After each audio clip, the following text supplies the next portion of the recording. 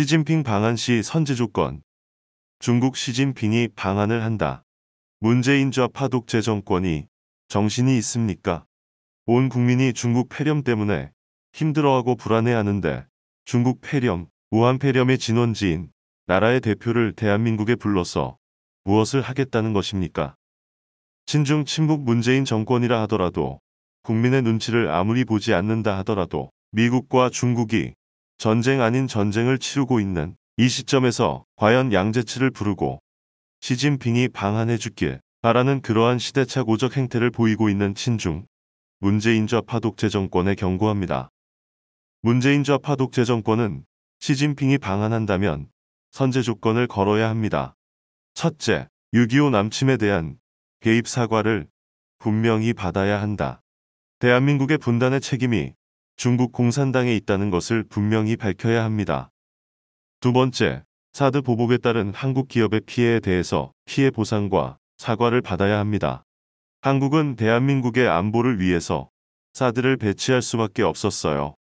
사드를 배치하지 않는 한, 북한 핵을 폐기하지 않는 한 사드 배치는 필수 불가결한 정책이었다.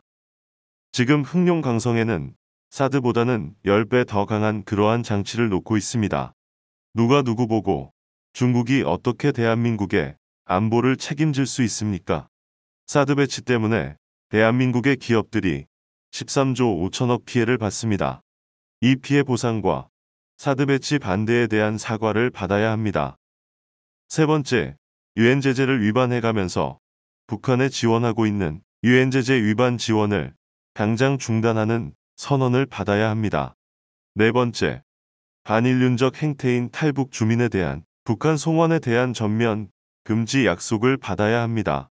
다섯 번째, 중국의 서버를 두고 대한민국의 사이버 테러를 하고 있는 북한 사이버 본부를 해체시켜야 한다는 약속을 받아야 합니다. 여섯 번째, 트럼프 대통령하고의 지난 정상회담에서 대한민국은 사실상 중국의 일부라는 망발에 대한 분명한 사과를 받아야 하고 사과 없이는 대한민국의 한 발도 들여놓을 수 없다는 것을 경고합니다. 일곱 번째, 탄핵 정국 때 중국 유학생을 비롯한 중국 정부가 탄핵에 개입한 부분에 대한 사과를 분명히 받아야 하고 재발 방지 약속을 받아야 합니다. 여덟 번째, 패권주의의 상징인 1대1로 폐지에 대해 강력하게 요구해야 합니다. 아홉 번째, 정치활동의 중심이 되고 있는 공자학원 폐지를 약속받아야 합니다. 열 번째, 제주도를 비롯해 독도 상공의 무단한 침범에 대한 재발 방지와 사과를 받아야 합니다. 이러한 10가지 사안이 전제 조건이 되지 않는 시진핑 방안은 용납할 수 없습니다. 아무리 친북, 친중 정권이라 하더라도 미국과 중국이 전쟁을 치르고 있는 이 시점에 중국을 택한다는 것을 대한민국을 끝장내겠다는 것입니다.